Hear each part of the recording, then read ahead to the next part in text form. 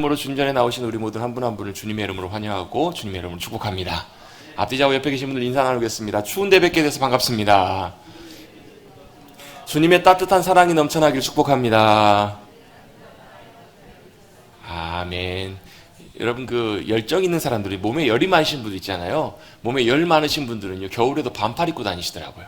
그런 분 혹시 주변에서 보신 적 있으세요? 위에 그냥 잠바, 파카 같은 거 하나 딱 입고 안에는 딱 벗으면 반팔 입고 다니시더라고요. 왜요? 여쭤보면 안 추우세요? 그러니까 열이 많아서요. 열이 난다고. 그럼 겨울에 추위를 덜 타시겠죠? 육신은 그래요. 여러분, 근데 영혼의 열정이 넘치시는 분들은, 영혼의 열정과 에너지가 넘쳐나시는 분들은요, 앞에 뭐 추위가 있어도, 앞에 방해물이 있어도, 뭐가 있어도 그걸 기꺼이 넘어가고 거기 굴하지 않고 달려가게 될 줄로 믿습니다. 우리의 영혼이 주님이시는 그 사랑의 뜨거운 열기로, 주님이시는 열정과 비전으로 주님을 향해서 한 걸음 한 걸음 더 달려나가시는 저와 여러분 되시기를 간절히 주님의 이름으로 축복합니다.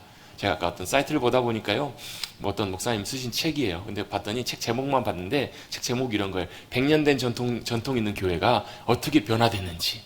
여러분, 교회가 보통 100년 정도 되면 참 좋겠죠, 그죠? 근데 자칫 잘못하면, 역사가 오래된 교회가 자칫 잘못하면 어떻게 되냐면 생기가 없어요. 전통만 남는 경우들도 있어요. 그런데 그런 교회일지라도 하나님께서 주신 비전과 열정을 가지고 달려갈 수 있으면 그것만으로 참 얼마나 감사할 일이겠냐고요. 연수가 중요한 것이 아니고, 연도의 많고 적음이 중요한 것이 아니라 우리에게 하나님이신 비전, 하나님이신 계획, 뜻, 그걸 우리가 발견하고 달려갈 수 있다면 여러분, 우리가 지치지 않고 기쁨과 감사함으로 달려가게 될 줄로 믿습니다. 힘들어서 힘든 것이 아니고요, 우리가 감당할 수 있는 에너지와 열정과 그런 동기가 없어서 힘든 거예요. 그게 되면 여러분, 아무리 힘들어도 여러분, 손주 보는 게 물론 힘들긴 힘들죠. 손주 보시고 자식 보시는 게 힘드시죠. 그런데도요, 뭐가 있어요? 애정이 있고 사랑이 있고 마음이 있으니까 힘든 것보다 힘든 걸 그걸 뛰어넘잖아요.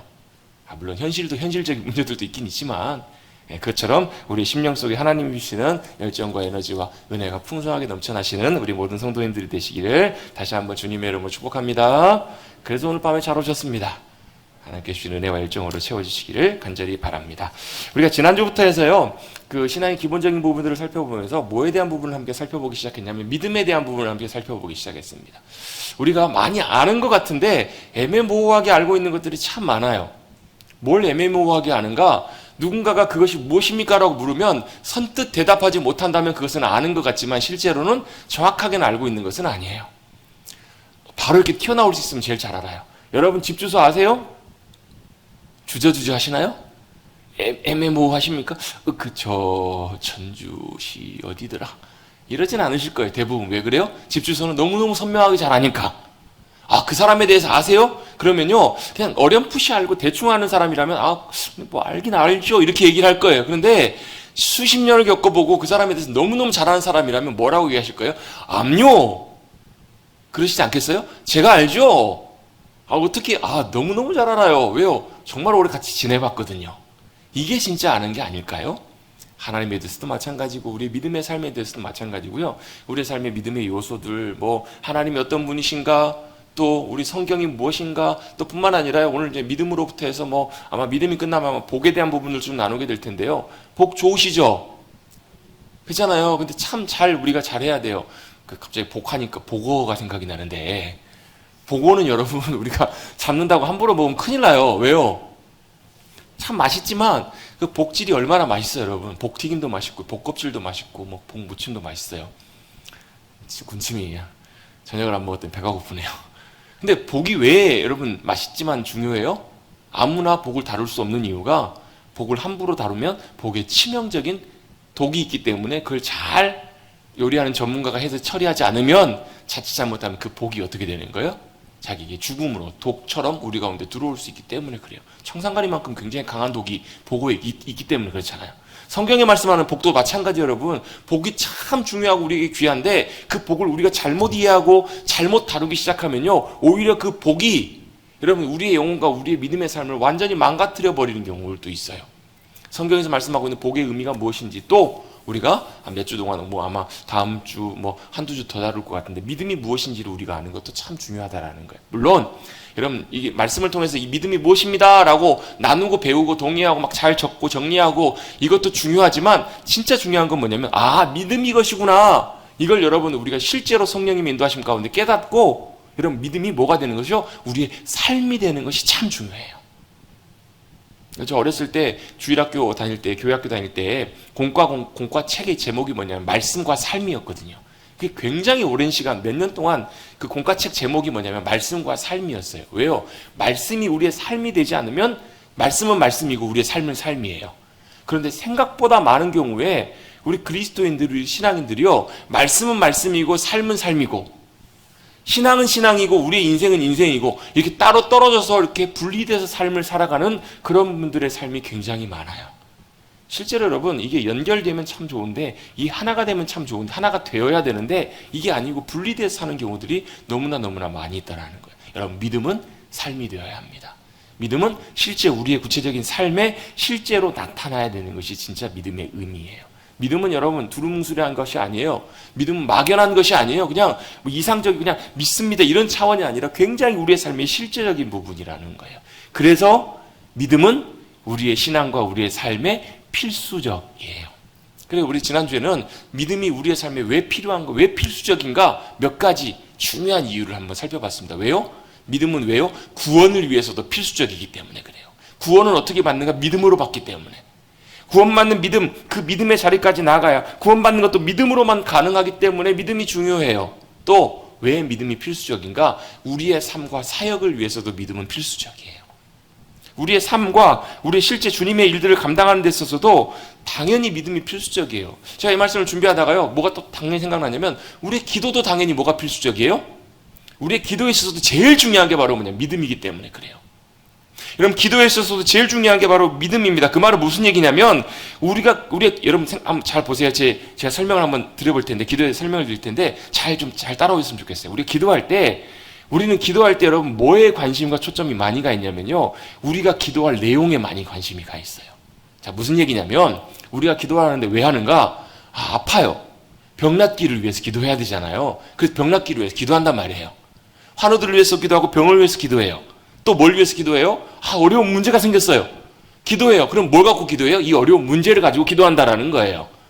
여러분 이렇게 기도하는 것 자체 이게 나쁜 것은 아니에요. 맞는 것인지 하는데 여러분 진짜 기도의 실제는 뭐냐면 기도의 내용보다 기도해야 될 제목이나 기도 제목들 있잖아요. 우리 소위 말하는 기도의 제목들이나 기도하는 그런 내용들보다 더 중요한 게 뭐냐면요. 우리의 기도를 들으시는 하나님께 우리의 초점이 맞춰지는 것이 기도의 더 중요한 일이라는 거예요.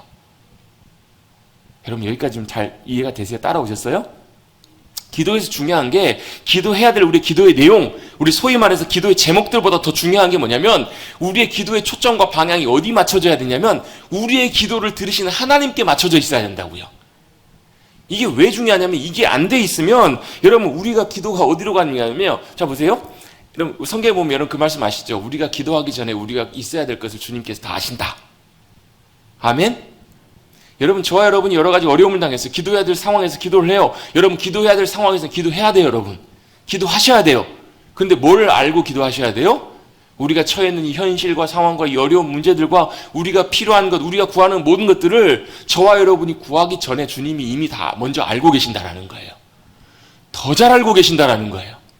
그래서 뭐 하고 계세요? 여호와 이래 보고 계시고 준비하고 계신다고요. 아멘? 그게 여러분 우리가 먼저 기도해야 되는, 먼저 전제해야 되는 중요한 내용이라는 거예요. 우리가 기도할 때 내가 지금 기도하고 간구하는 것 하나님 잘 모르시니까 하나님 지금 아파요. 하나님께서 잊어버리셨을까봐, 모르고 계실까봐 하나님 아파요 도와주세요 이렇게 기도하는 것이 아니라는 거예요. 이해가 되세요? 내가 지금 필요한 것이 있어서 하나님 이거 도와주세요. 이게 있어야 돼. 하나님 이거 없으면 큰일 나요. 부도나게 생겼어요. 하나님 앞에 하나님 모르고 계시니까 이거 도와주세요 하고 SOS 치면서 모르시기 때문에 하나님께서 알려드리는 것, 도와달라고 구하는 것, 이게 아니라는 거예요. 이 모든 상황을 하나님께서 다 알고 계신다고요. 저와 여러분보다 더 분명하게 보고 계세요. 왜요? 과거와 현재와 미래를 모든 것들을 주님 다 알고 계시는 영원하신 하나님, 전지하신 하나님이시기 때문에. 여러분 이게 먼저 여러분 기도에 있어서 중요한 부분이 돼요. 그래서 뭐냐면요, 우리의 도움이 필요하기 때문에 이걸 주님 도와주세요 이거보다 더 중요한 게 뭐냐면 우리의 기도의 핵심은 우리의 기도를 들으시고 우리의 상황들을 알고 계시는 그 주님 앞에 나가서 그 주님과 연결되는 거예요. 그 주님과 교통하는 거예요. 그 주님과 하나가 되는 거예요. 왜요? 우리가 다 알고 계시는 하나님 앞에 나가서 결국 뭐냐면, 그래서 이런 거예요. 우리가 기도하는 것은 뭐냐면 확인하는 거예요. 확인. 주님이 알고 계시고 준비하고 계시고 역사하실 것이라는 것을 뭐 하는 거예요? 하나님 앞에 갔더니, 하나님의 영광 임재 앞에서 하나님 얼굴 배웠더니, 주님을 만났더니 뭐라고 그러세요? 주님이 이렇게 응답하시는 거예요. 내가 다 안다. 내가 모든 상황을 다 준비하고 있다. 나는 신실한 하나님이다. 내가 너의 힘이다. 내가 너의 도움이다. 이걸 주님께서 뭐하고 하시는 거예요? 알게 하시고 확인시켜 주시는 거예요. 어디에서? 기도의 자리에서. 그래서 여러분 기도할 때는요, 하나님 앞에 나가서 확인하는 거예요. 성경에 보면 그런 표현이 종종 한 번씩 나와요. 뭐냐면 상기시킨다. 이사야 62장에 보면요, 중요한 중보기도에 정말 중요한 원리가 나오거든요. 근데 24시간 365일 성벽에 서서 하나님 앞에 뭐 하냐면 하나님의 약속을 다시 상기시키는 자들이라는 표현이 나와요. 중보기도자들이. 기도하는 사람들이 뭐 하는 사람들이냐면요, 하나님이 약속하신 바, 하나님 뭘 약속하셨어요? 신실하신 하나님, 채우시고 인도하시고 도우시고 붙잡아 주시고 함께 해주시고 역사해 주실 하나님, 그게 하나님의 약속이잖아요. 그걸 뭐 하는 거예요? 다시 하나님 잊어버리신 것이 아닌데 하나님 그거 알고 계시죠? 하나님 그거 하실 거잖아요. 뭘로 하는 거예요? 믿음으로 주님이 행하실 것을 기대하고 다시 주님 앞에 그것을 아뢰고 상기시키는 거란 얘기예요. 자, 여기서요, 믿음이 중요한 역할을 해요. 믿음이 없을 때는 어떻게 하냐면 하나님 앞에 들어주세요. 뭐 가운데 기도하는 거예요? 간절히만 기도하는 거예요. 간절히 기도하면서 어떻게 구하는 거예요? 하나님 내 기도에 들어주셔야 되는데, 이거 뭐 하는 거예요?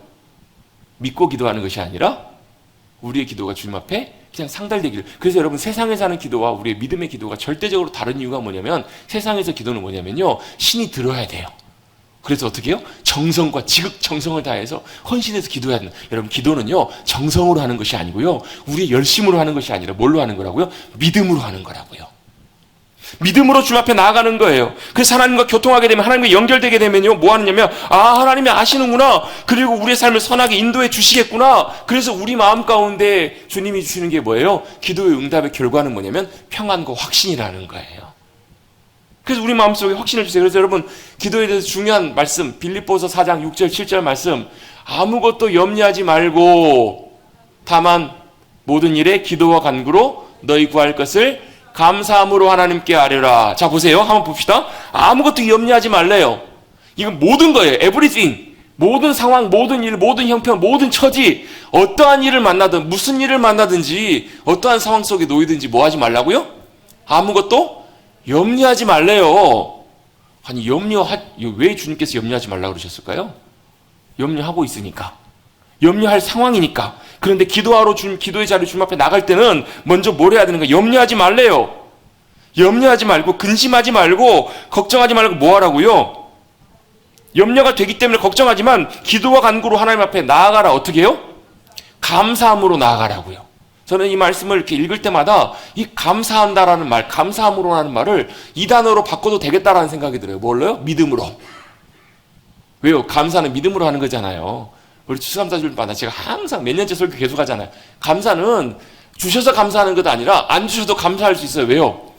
믿음으로 주님께서 모든 것을 가장 좋은 것들로 채워주시고 인도해 주실 것을 신뢰하기 때문에.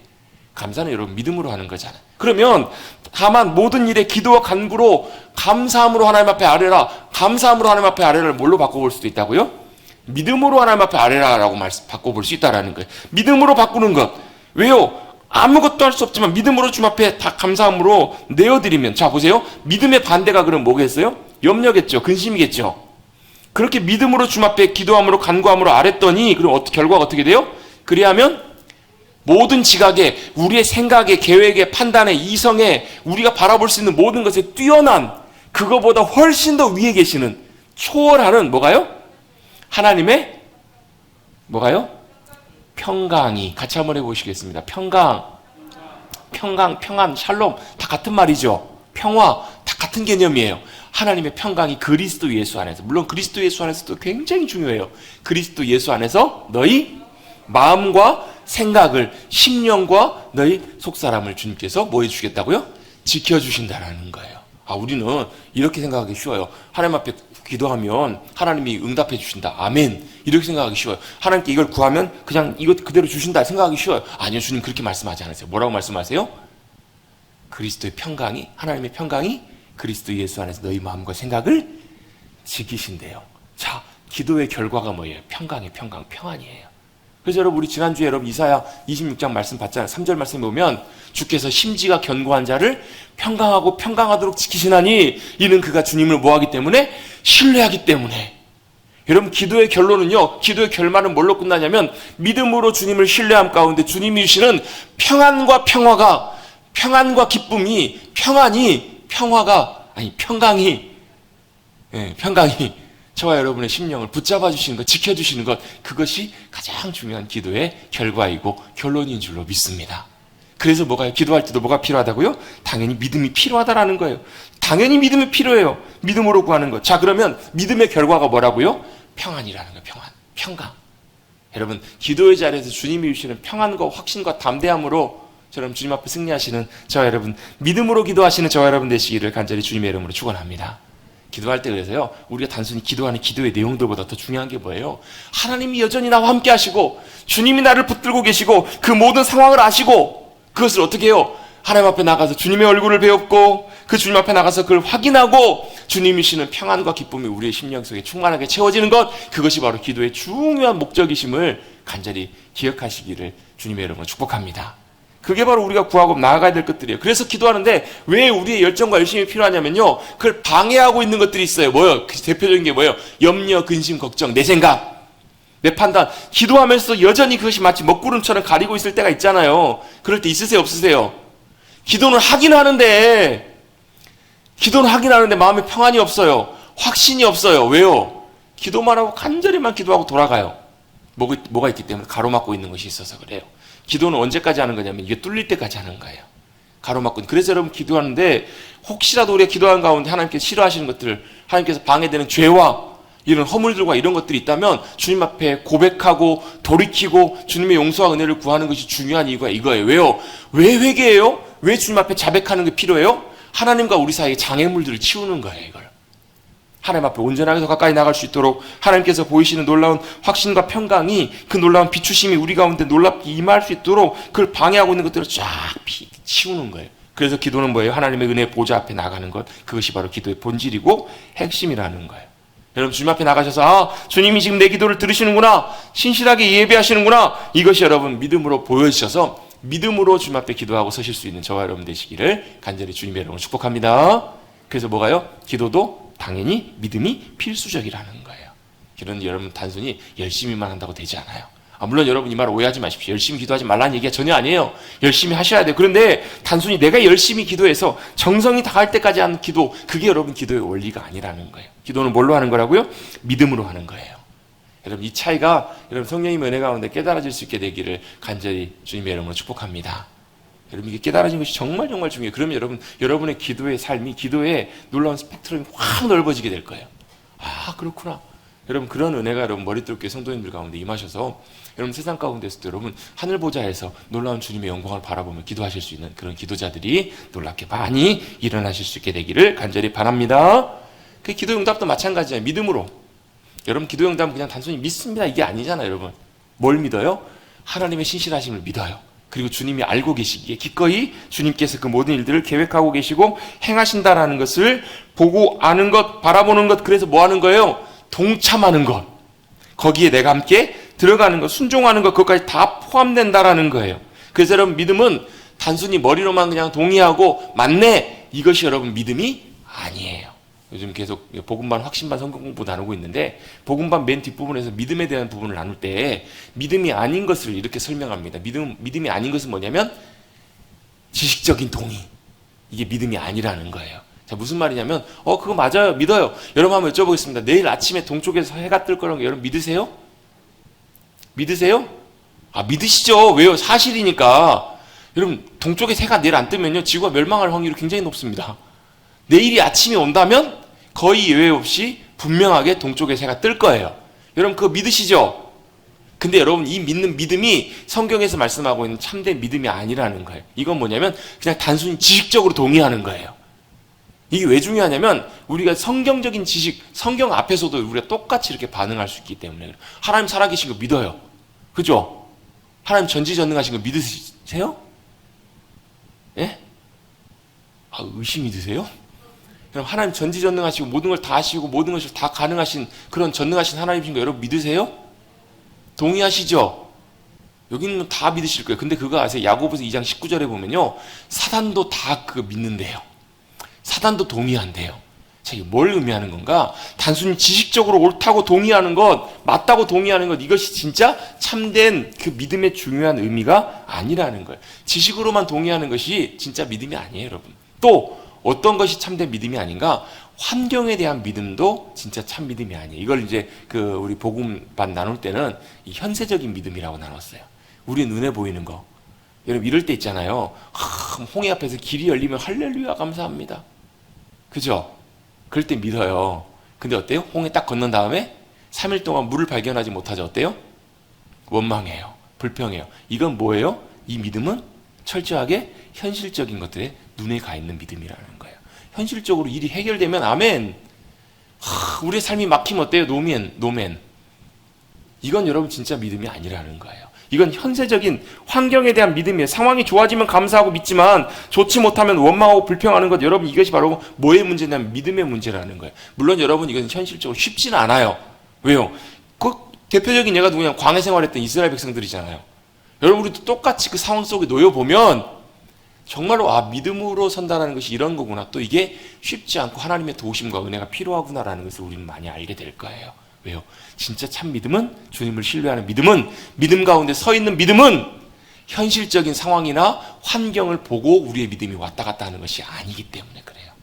상황과 상관없이 여러분 진짜 믿음은요, 하나님께서 하신 말씀을 듣고 알고 믿고 전적으로 순종하는 것, 동참하는 것, 거기에 모든 것을 거는 것, 참된 그것이 바로 살아있는 믿음이기 때문에 그래요. 단순히 머리로만 동의하는 것이 아니라 우리의 삶과 우리의 전 존재가 다 거기 앞에 드려지고 순종하는 것, 이게 바로 믿음이기 때문에 그래요. 자, 모세를 한번 예를 들어 보겠습니다. 홍해 앞에 섰습니다. 홍해 앞에 설 때 어떻게 섰냐면요, 홍해 앞에 서기 전에 하나님께서 모세에게 미리 뭐 하세요? 말씀하세요. 내가 이스라엘 가운데 오늘 큰 구원의 놀라운 일을 이룰 것이다. 그러면서 너희는 오늘 내가 행하는 놀라운 일을 보라. 주님 행하실 일들이 있으시래요. 사람의 눈으로 봤을 때는 아무것도 보이지가 않아요. 뒤로는 애굽의 군사들이 쫓아오고요. 여러분 누군가가 여러분 막 아마 그런 분 혹시 계실지 모르겠어요. 막 부도가 나가지고 막 빚쟁이들이 쫓아올 때 여러분 어떠세요? 혹시라도 여러분 옛날에 막 뭐 좀 범죄 얘기는 뺍시다. 여기 아마 그런 분 안 계신 것 같으니까 혹시라도 뭐 옛날에 여러분 막 뭐 학생 막 민주화 운동하고 막 이럴 때 막 경찰 막 공안 쫓아오고 막 이럴 때 있잖아요. 막 그럴 때 여러분 어때요? 마음이 어떠세요? 막 마음이 막 저는 그렇게 쫓겨본 적이 있어요. 꿈에서. 실제로는 별로 그런 적이 거의 없는데 여러분 그런 적 혹시 없으세요? 막 꿈에서 막 있잖아요. 막 쫓겨요. 막 뭐가 막 잡으러 오고 막. 제일 많이 꿨던 꿈 중에 하나가 뭐냐면 다시 군대를 입대를 해가지고 자다가 군에 입대를 해가지고 탈영을 했어요. 탈영을 하려고 하는 게 아니라 휴가를 나왔는데 휴가 복귀를 해야 되는데 휴가를 복귀할 날이 아직 남은 것 같은데 부대에서 막 연락이 와서 탈영했다, 휴가 복귀 안 했다고. 그래 막 잡으러 쫓아오는 거예요. 막 담을 넘고 막 도망다니고 막 숨고. 이래보신 적 있으세요? 없으세요? 다들 뭐 꿈에서 평안한 꿈들만 꾸셨나 봐요. 얼마나 막 여러분 막 조마조마하고 막 그래요. 막 입이 막 바짝바짝 마르고 막 똥줄이 타고 막 그러잖아요, 여러분. 정말로 막 마음 절박하잖아요. 여러분 그런 상황 속에 여러분 막상 우리가 놓여보면 어때요? 뭐가 보여요? 그거밖에 안 보여요. 그것이 우리의 마음과 생각 꽉 사로잡아요. 마치 뭐죠? 이스라엘 백성들이 딱 그런 상황이었다라는 거예요. 도관에 든 쥐. 앞으로는 바다가 가로막고 있어서 피할 길이 없고 뒤로는 죽이려고 쫓아오는 맹렬히 쫓아오는 그 애굽의 군대들이 있어요. 여러분 그게요 성경에만 나와 있는 일이 아니라 우리들도 똑같이 그런 상황들이 있을 수 있어요. 숨 쉴 수가 없고 정말로 답답하고 현실적으로 도대체 아무런 머리가 멍해지기도 하고요. 머리가 하얘지기도 해요. 그런 상황에서 하나님께서 누구에게요? 모세에게 말씀하시는 거예요. 보라, 너희가 오늘 구원의 놀라운 역사하심들을 보게 될 거라고. 그리고 모세는 어떻게 해요? 그 하나님의 말씀을 뭐예요? 듣고 알고 믿고 뭐예요? 순종해요. 순종해서 뭐 하는 거예요? 뭐 길을 만드나요? 배를 만드나요? 아니면 가서 협상을 하나요? 아니요. 뭐예요? 지팡이를 들고 홍해 앞에 서는 거예요. 자, 한번 여쭤보겠습니다. 홍해를 누가 가르쳤어요? 모세가 갈랐나요? 아니요. 하나님께서 가르쳤어요. 근데 모세는 뭐 했어요? 모든 걸, 여러분 보세요. 모세가 지팡이를 딱 들었는데 아무 일도 안 일어나. 그럼 어떻겠어요? 망하는 거예요. 그냥 그대로 끝나는 거예요. 모든 걸 다 걸고 순종할 수밖에 없는 거예요. 왜요? 하나님을 신뢰하는 이 믿음의 자리에 서서 온전하게 주님 말씀 앞에 순종해서 지팡이를 들은 이 일들을 통해 주님 행하시지 않으면 그냥 죽은 것과 똑같은 뭐 하는 거예요? 모든 걸 다 걸고 거기에 서는 거예요. 지팡이를 딱 들었더니 어떤 일이 벌어져요? 홍해가 쫙 갈라지잖아요. 저는 잘 어렸을 때 봐서 기억이 잘 안 나요. 옛날에 10개 영화 있었잖아요. 10개. 그 누구죠? 그 유명한 남자 배우 그 찰스 에스턴인가요? 그 딱 마지막 딱 하면 그 당시만 해도 CG가 그렇게 없을 때인데 그걸 아직도 우리 권사님 집사님 세대에서는 아직도 그 선명하게 다 기억하고 계신 분들이 계시더라고요. 웅장하게 쫙 갈라지고 실제로 여러분 홍해가 갈라질 때 막 그것과 비교할 수 없을 만큼 어마어마하게 놀라운 웅장한 하나님의 구원의 역사가 펼쳐지지 않았겠냐고요. 그게 어떻게 가능했어요? 믿음으로 순종함으로. 여러분 바로 이것이 진짜 믿음이라는 거예요. 믿음은 하나님께서 하신 말씀을 듣고 내가 주님 그 말씀하신 주님을 알기에 기꺼이 전적으로 모든 걸 순종해서 삶으로 들여지는 거 그냥 머리로만 하는 것이 아니라 예 동의하고 일 끝나는 것이 아니라 여러분 베드로가 무리를 걸을 때도 마찬가지였잖아요. 가나의 혼인잔치에서 여러분 제일 중요한 역할을 했던 사람이 누구예요? 물론 마리아도 중요했어요. 다 중요했지만 그 중에서 제가 볼 때 제일 핵심적인 역할을 했던 사람이 누구냐면 하인들이에요. 물 떠온 하인들이에요. 물을 주님께서 항아리에 또 담으라고 하셨어요. 물을 떠서 연회장에 갖다 주래요. 이건 뭐예요? 물이에요. 물을 떠서 갖다 줬다? 이건 여러분 뺨 맞을 일이에요. 뺨 맞을 일. 근데 그 제자들은 하인들은 뭐예요? 예수님 말씀하신 것을 그대로 그냥 순종만 해요. 주님 앞에 믿음으로 순종해서 다 그대로 했더니 뭐가 돼? 물이 포도주로 바뀌는 놀라운 역사를 경험하죠. 베드로가요. 예수님 처음 만나셨을 때 누가복음 5장에 보면 무슨 말씀을 해요? 내가 밤이 맞도록 수고를 했지만 말씀에 의지하여 그물을 내리리이다 하고 순종해서 그물을 내려요. 그 말씀에 대한 뭐가요? 말씀하신 예수님에 대한 신뢰가 있었기 때문에 믿음이 있었기 때문에 순종해서 그물을 내릴 수 있잖아요. 그리고 나서 베드로가 뭐라고 고백해요? 주여 저는 죄인입니다. 저를 떠나소서. 그 발 앞에 엎드리잖아요. 여러분. 그게 바로 뭐 때문에 가능했나? 바로 믿음 때문에 가능했다라는 거예요. 여러분 믿음이 그만큼 필수하고 중요한 요소인 줄로 믿습니다. 주님이 내 안에 거하시는 것도 믿음으로만 가능해요. 성령님의 놀라운 능력을 경험하는 것도 믿음으로만 가능해요. 여러분 믿음의 기대를 가지시기를 주님의 여러분 축복합니다. 여러분 우리 지난주에 보혜사 성령님에 대해서 함께 나눴잖아요. 고아처럼 내버릴 줄 아니하시고 우리 안에 성령님 어디 계신다고요? 어디 계신다고요? 내 안에 계시는데 왜 그 능력의 성령님께서 역사하신 성령님께서 누구에게는 나타나시는 것 같은데 나에게는 안 나타나시는가? 여러분 믿음으로 기대하시라니까요. 그 성령님 다른 데서 오시는 것이 아니라 내 안에 계세요. 다만 내가 더 전적으로 성령님께 순종하지 못하고 더 사모하지 못하고 믿음으로 기대하지 못한 것이 문제이지 성령님이 문제가 아니시라는 거예요. 저분처럼 막 40일 금식 기도해야 소나무 뿌리를 몇 개를 뽑아야 아니요. 그럴 것 같은데 그게 중요한 것이 아니에요. 뭐가 중요해요? 믿음이 중요하다고요. 여러분 믿음으로 기대하셔서 성령님의 놀라운 기름 부심과 놀라운 능력과 역사하심, 승리케 하심을 맛보시는 여러분들 되시기를 간절히 바랍니다. 왜요? 그게 우리에게 중요하기 때문에 그래요. 그것도 믿음으로만 가능해요. 또 하나님이 어떤 분이신지를 알게 하는 모든 것들도 믿음으로만 가능하고요. 또 치유도 믿음으로만 가능하고 기도 응답도 당연히 그렇고요. 때를 따라 돕는 은혜도 마찬가지로 믿음으로만 가능하다. 이게 바로 뭐예요? 믿음의 필수성이라는 거예요. 지난주에 내용들 복습하고 나니까 벌써 26분이 됐네요. 지난주 내용도 이 부분들이에요. 믿음의 중요한 필요성. 이거 바로 우리에게 믿음이 필요하다. 여러분 믿음이 필요해요? 안 필요해요? 믿음이 참 필요하고 중요하다라는 거예요. 그러면 오늘은 뭘 나눌 건가? 그렇다면 과연 그 믿음이라는 게 뭐냐는 거예요. 믿음은 여러분 단순히 내가 갖고 있는 어떤 확신만은 아니에요. 내가 그냥 확신하고 그냥 아멘 이런 것이 아니라는 거예요. 뭘 아는 것이 중요한가? 하나님이 어떤 분이신지를 우리가 분명히 알고 하나님을 알면요 뭘 주님께서 알려주시냐면 하나님이 행하실 일들이 하나님의 계획과 말씀하신 약속이 무엇인지를 우리에게 알려주세요. 여러분 우리가 하나님과 내가 친밀한가 아닌가를 아는 제일 중요한 기준이 뭐냐면 내가 지금 하나님이 어떤 분이신지를 알아서 또 나의 삶을 통해서 하나님께서 뭘 행하기를 원하시는지를 하나님이 내게 깨닫게 해주시는 것. 가끔 그럴 때 있으시죠 여러분. 하나님께서 이걸 원하시는 것 같아. 이걸 하나님께서 기뻐하시고 하길 원하시는 것 같아. 그런 마음 가끔 드실 때 있으세요 없으세요?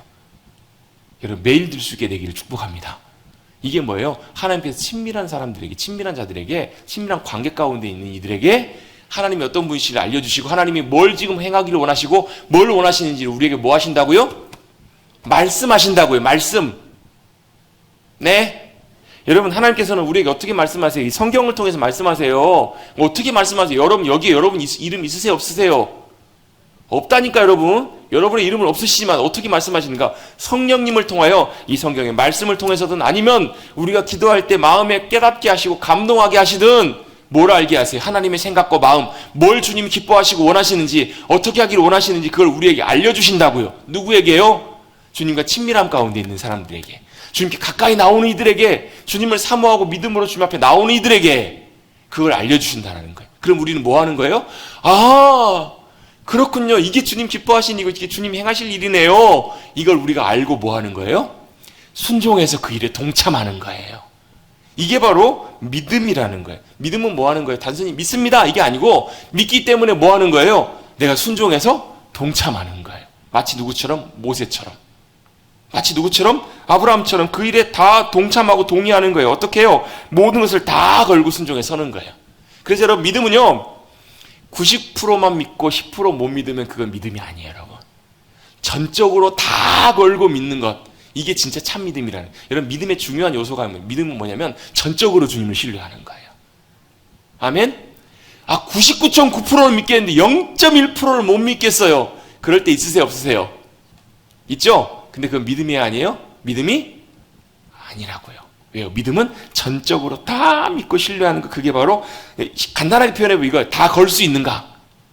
내가 하나님 믿음으로 신뢰한다는 말은, 믿는다는 말은 다 걸 수 있는가라는 거예요. 다 걸 수 있는가? 그래서 여러분, 어떤 목사님이 책에 그런 내용을 쓰셨어요. 진짜 참 믿음은 언제 드러나는가? 내가 믿음이 진짜 믿음인가 아닌가를 어떻게 아는가? 하나님 외에는 의지할 것이 전혀 없는 상황에 처했을 때 진짜 참 믿음인가 아닌가가 드러난다는 거예요. 여러분, 이해되세요? 여러분, 믿음이 뭐라고? 믿음은요, 99% 믿고 1% 못 믿겠어요. 이건 믿음이 아니라고요. 믿음은 뭐예요? 100% 다 신뢰하는 것, 이게 믿음이라고요. 이게 언제 드러난다고요? 평상시에 여러분 보세요. 다 믿는다고 그래요. 우리 성도님들에게, 성도님 하나님 믿으세요? 신뢰하세요? 그럼 다 믿는다 그래요. 저 전적으로 주님 신뢰합니다. 그게 언제 드러난다고요? 아무것도 의지할 수 있는 것이 없을 때. 사람도 의지할 데가 없고요.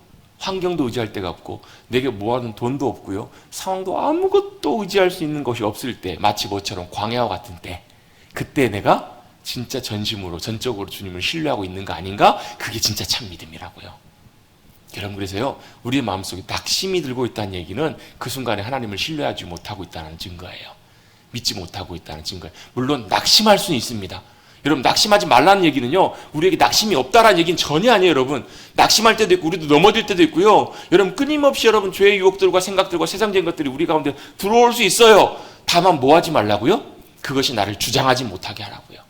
그것이 나를 붙들게 하지 말라고요.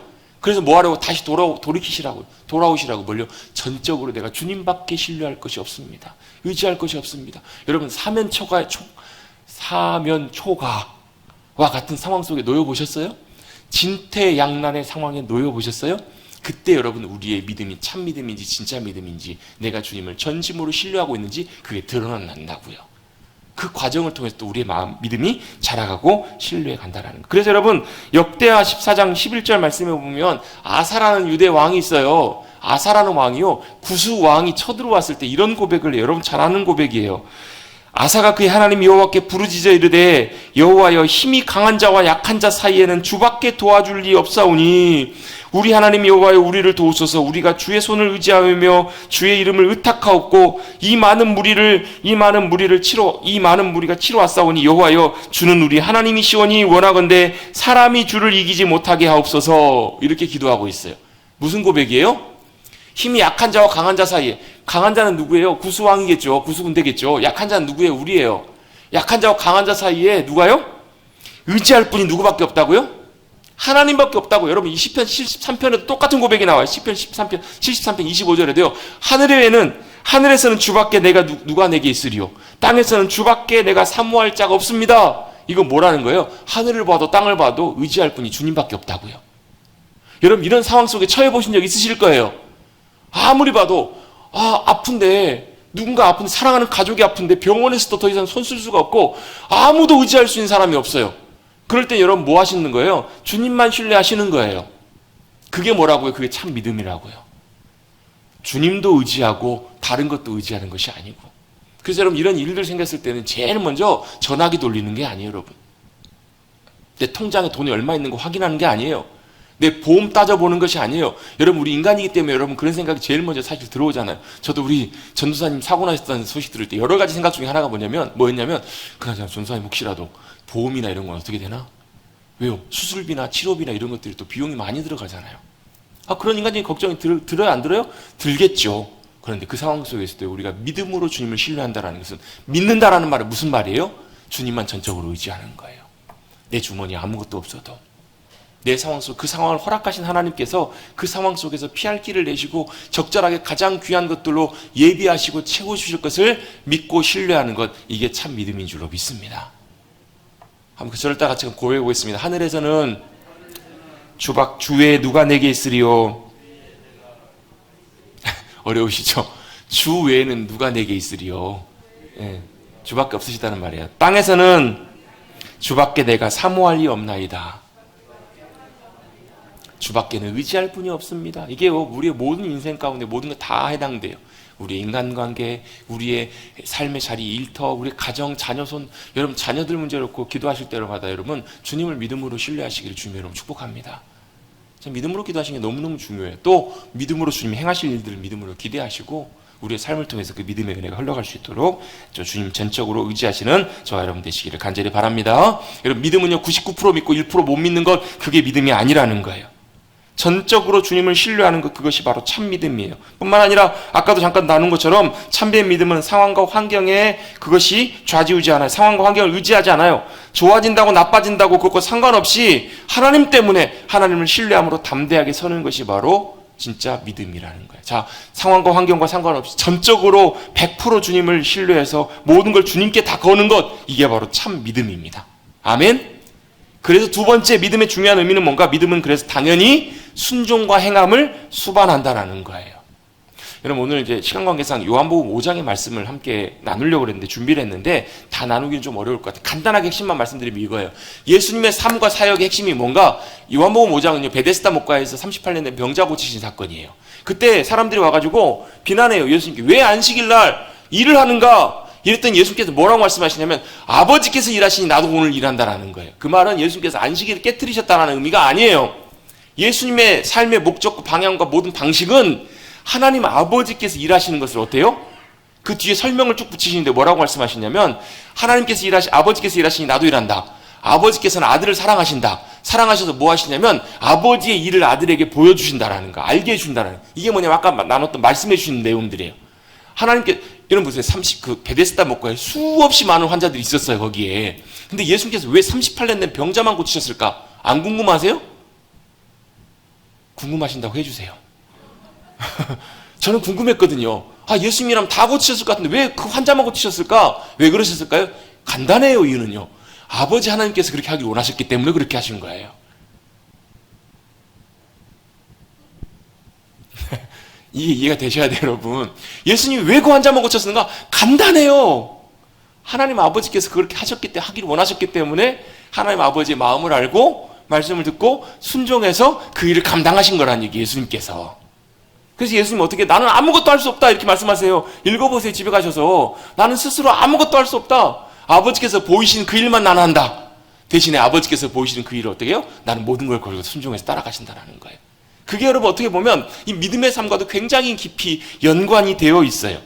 여러분, 믿음은 절대로 그냥 믿습니다 이게 아니라고요. 하나님께서 먼저 행하시는 일들을 우리가 보고 순종하고 동참하는 것. 그래서 여러분, 어떤 분들이 믿음으로 기도했는데 하나님 앞에 상처받았다고, 믿음으로 기도했는데 하나님이 안 들어주시더라고. 여러분, 이건 믿음을 착각한 거예요. 왜요? 믿음은 뭐예요? 하나님 행하시는 일을 보고 우리가 전적으로 순종하는 것인데, 하나님 행하시지도 않는데 우리가 믿습니다 한다고 하나님 행하시는 것이 아니라고요. 그게 믿음이 아니라고, 여러분. 여러분, 이거 믿음에 대한 오해입니다. 아셨죠? 오해.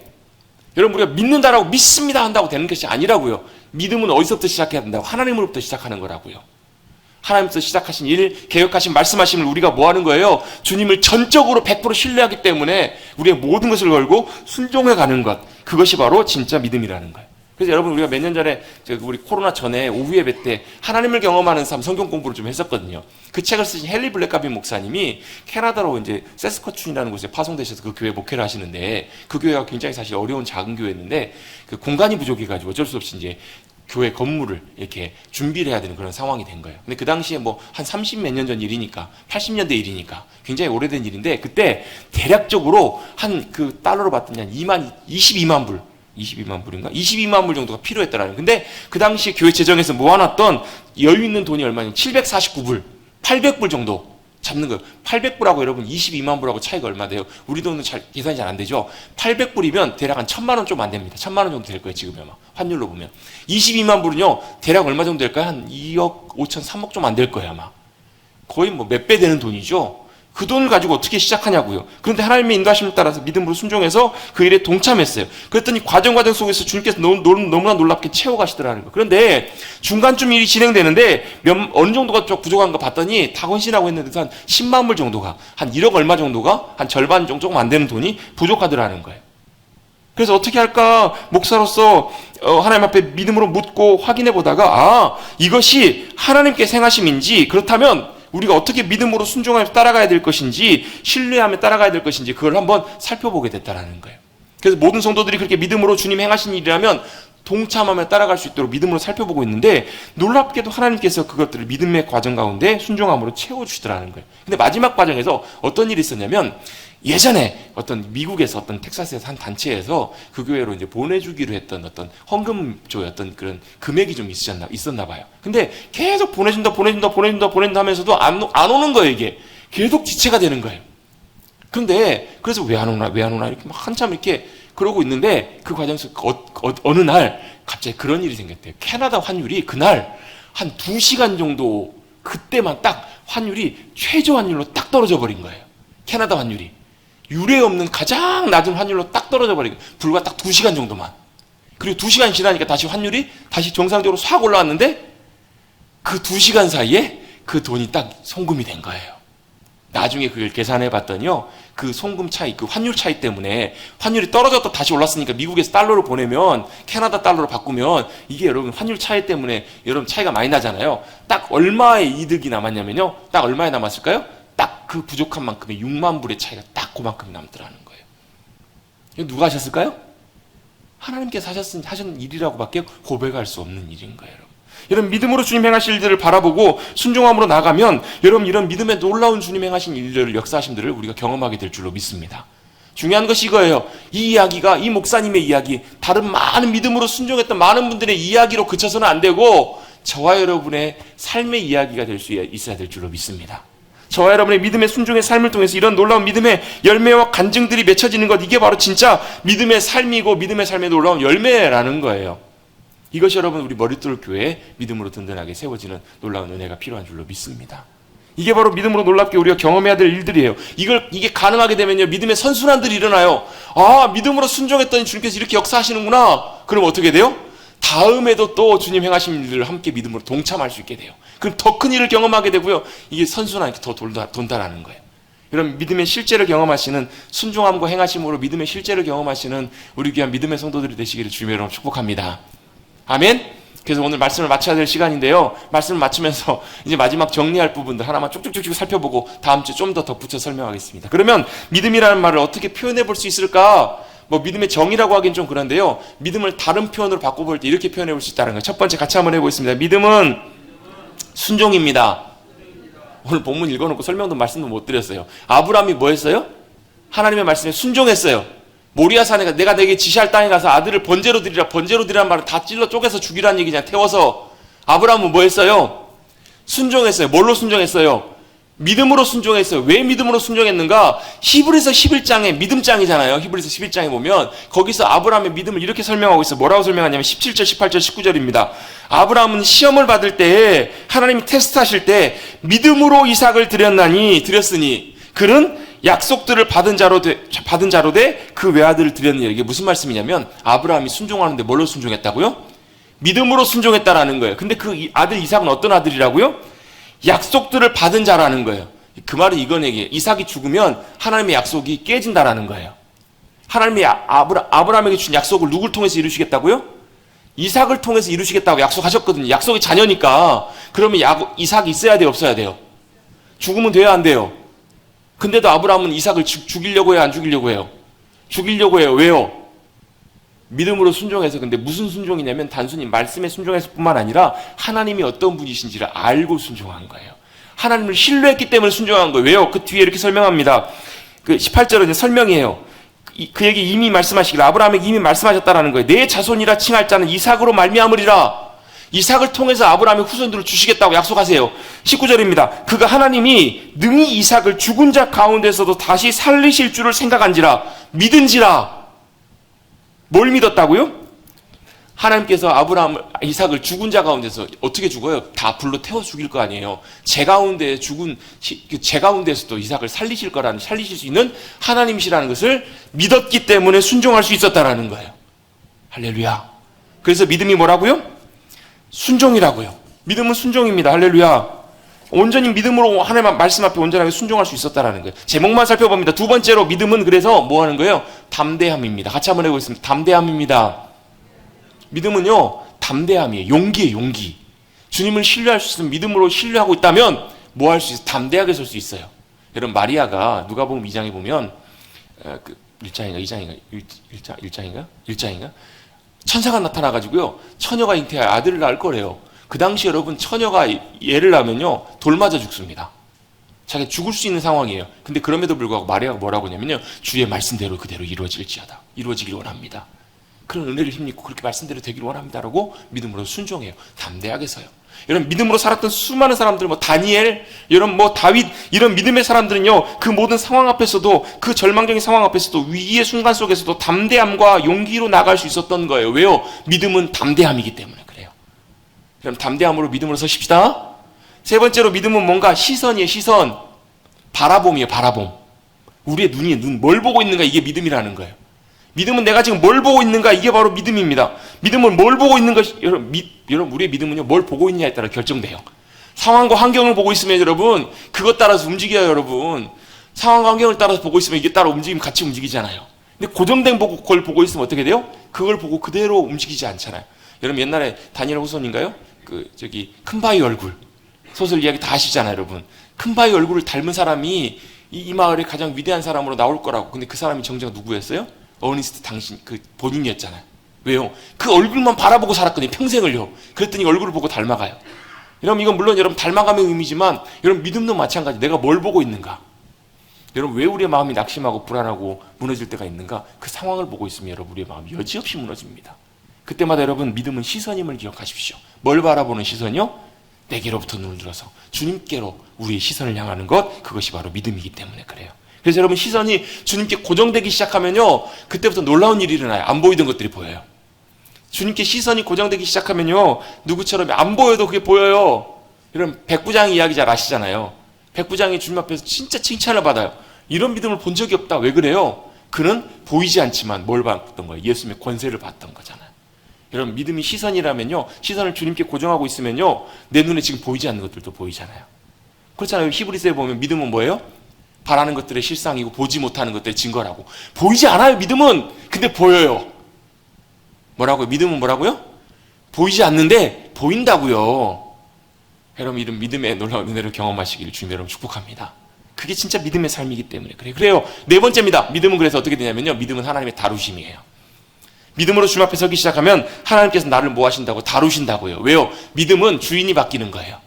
내가 주인된 삶에서, 여러분, 내가 주인된 삶은요, 하나님도 내가 내 마음대로 움직이려고 해요. 내 마음대로 주장하려고 해요. 하나님 이거 도와주셔야 되고 이거 해주셔야 된다. 근데 믿음은 그렇지 않아요. 믿음은 주인이 바뀌잖아요. 하나님이 내 삶의 주인 중심이 되시면 나는 뭐 하는 거예요? 나는 그 주님을 잘 따라가는 것. 그래서 하나님이 뭐 하세요? 내가 하나님을 다루는 것이 아니라 하나님이 나를 다루세요. 빚어가세요. 변화되어 가요. 그래서 여러분, 놀랍게 여러분, 우리의 삶이 여러분 주님이 다루신 가운데 변화되는 그런 은혜가 임하기를 주님 여러분 축복합니다. 그것이 이루어지는 곳이 어디냐면 광야예요, 광야. 그래서 광야는 은혜의 순간 귀한 자리라는 거예요. 자, 다섯 번째입니다. 그렇게 다루어지면요, 믿음이 뭐 어떤 결과로 나타나는가? 믿음은 신실함입니다. 우리의 삶에 신실함들이 나타나기 시작해요. 그래서 마지막입니다. 결론입니다. 여섯 번째, 그 믿음은 우리의 삶의 실제 결과로, 실제로 열매로 나타나게 된다는 거예요. 여러분, 믿음의 놀라운 실제 열매들을 맺어가시는 우리 귀한 믿음의 성도들이 되시기를 간절히 주님의 이름으로 축복합니다. 뒤에 부분들은 우리가 좀 간단하게 쭉 한번 살펴보고 말았는데요. 다음 주에 조금만 더 보충해 설명하고 믿음에 대한 내용들을 계속해서 정리해 가도록 하겠습니다. 여러분, 믿음이 여러분의 삶의 실제가 되시기를 주님의 이름으로 축복합니다. 그리고 전적으로 주님을 신뢰하는 믿음의 자리에 서셔서 행하시는 놀라운 일들, 믿음의 역사들을 경험하시는 저와 여러분 우리 모두가 되시기를 다시 한번 주님의 이름으로 축복합니다.